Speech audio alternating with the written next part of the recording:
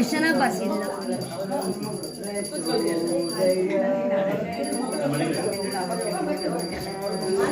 ನಿನ್ನೆ ರಾತ್ರಿ ಮತ್ತೆ ಕೇಳಿದೆ, ನಾ ಎಷ್ಟೊಂದು ಸಬ್ಸ್ಕ್ರೈಬ್ ಮಾಡಿದ್ದೀನಿ ನಿಮಗೆ.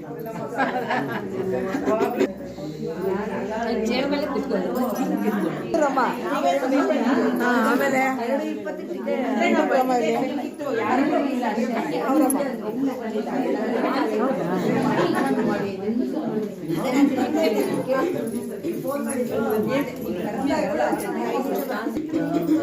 ಯಾವುದಪ್ಪ ಈಗ